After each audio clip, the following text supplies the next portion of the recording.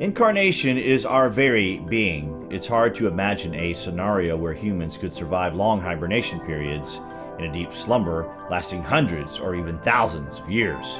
If we were preserved in a frozen state, for example, could we be thawed out and go on to live in some capacity for a very long time? To achieve this today, we would have to be alive to begin with and in good health. Our bodies survive coma states for years but break down very easily. If it is possible for our entire being to be frozen and reanimated, it is entirely unclear if the consciousness of the person that occupies said body would survive this process. The reason we are saying this, guys, is because of a dramatic find in the permafrost of Siberia that has the scientific community the world over at a standstill. Wait till you hear this. According to University of Tennessee microbiologist Tatiana Veshnevskaya, as the permafrost melted away from these tiny worms, they sprang back to life after being frozen for over 40,000 years. The significance of the discovery has reverberated across the Earth. For if these tiny life forms can survive after being frozen suddenly as the extreme conditions overwhelmed the land, then maybe, just maybe, there are these types of life forms suspended in animation on other worlds across the universe. Against all the odds, these things have survived unsurvivable conditions, blowing the doors wide open on our understanding as to how life works. Researchers are discovering organisms frozen and presumed dead for millennia that can bear life anew. These Ice Age zombies range from simple bacteria to multicellular animals, and their endurance is prompting scientists to revise their understanding of what it means to survive. It does in a way remind us of the process of mummification and the placing of the mummy into a sarcophagus, especially in Egypt. Now, get this. This practice is a way to reach the afterlife, seriously suggesting, in our minds anyway, that these people witnessed the leaving of beings from the Earth to space in capsules, and they were special materials inside the capsule for the journey, possibly in suspended animation of sorts. These rituals and their symbols were largely derived from the cult of Osiris, who had already become a popular god. Osiris and his sister wife Isis were the first rulers of Egypt, given the land shortly after the creation of the world. They ruled over a kingdom of peace and tranquility, teaching the people the arts of agriculture, civilization, and granting men and women equal rights to live together in balance and harmony. Osiris's brother Set grew jealous of his brother's power and success, however, and so murdered him.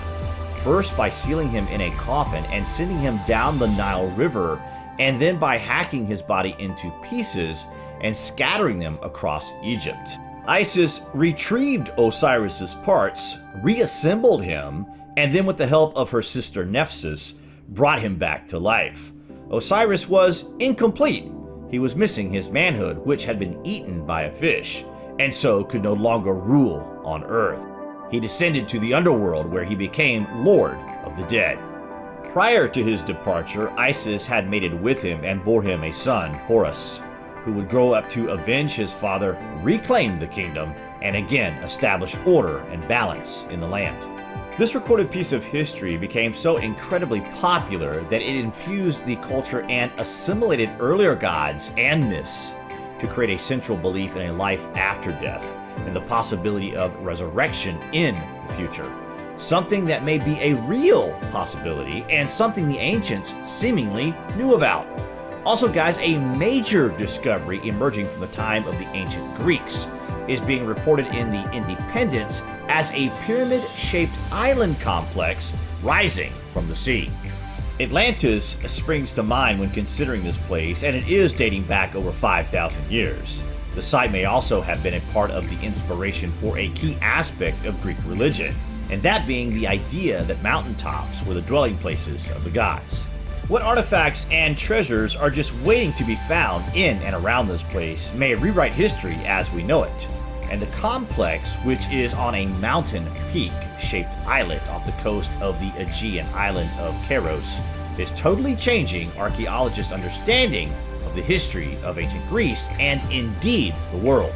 It would seem that nobody had realized the true scale of the complex and the gargantuan effort that had gone into constructing it.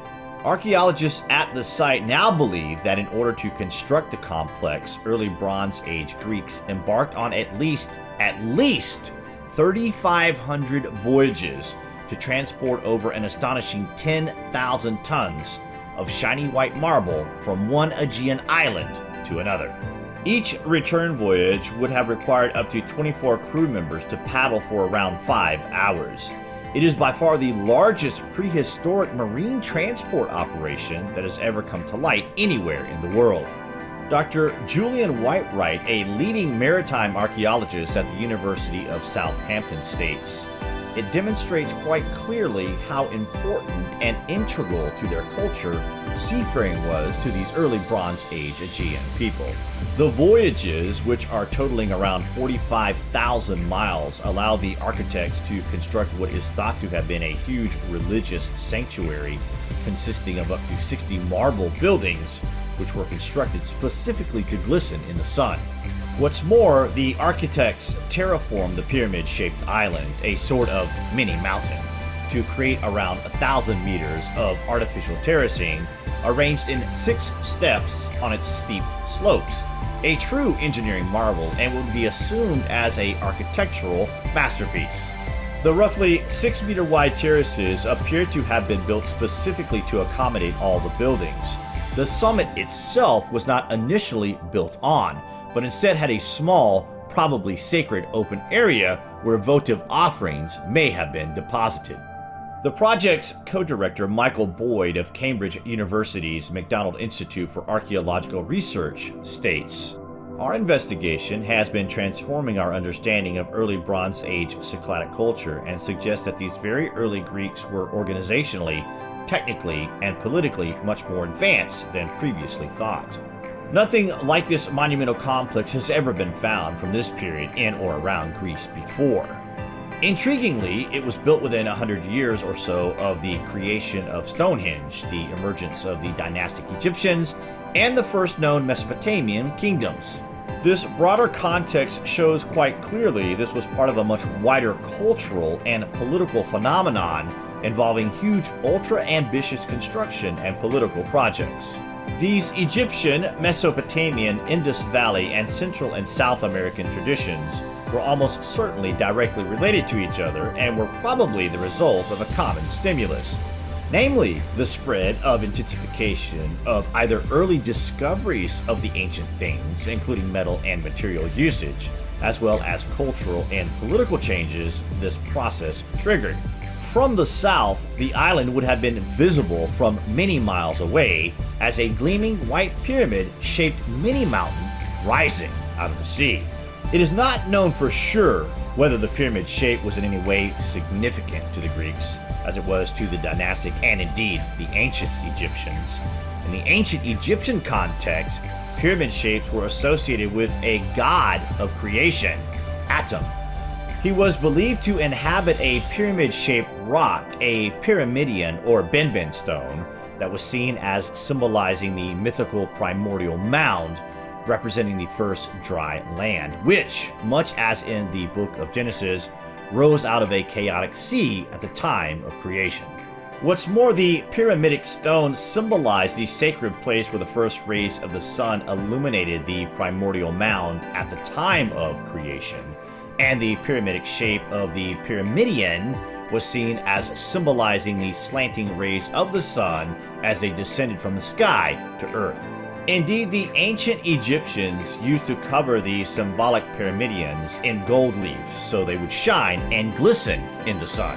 The Mesopotamians and others had similar primordial mound rising out of watery chaos creation myths, and it is conceivable that this islet rising out of the sea symbolizes some cycladic version of those wider sacred documented events. These finds are currently being investigated in great detail. Of particular interest are 1,500 imported stone discs and 700 imported white pebbles. The latter objects appear to have been used as religious offerings, presumably for the spirit or deity associated with the island mini-mountain. But whether the pyramid-shaped islet was simply a spectacular religious sanctuary, or whether it also potentially symbolized the emergence of the first land out of the waters of chaos at creation, may never be known.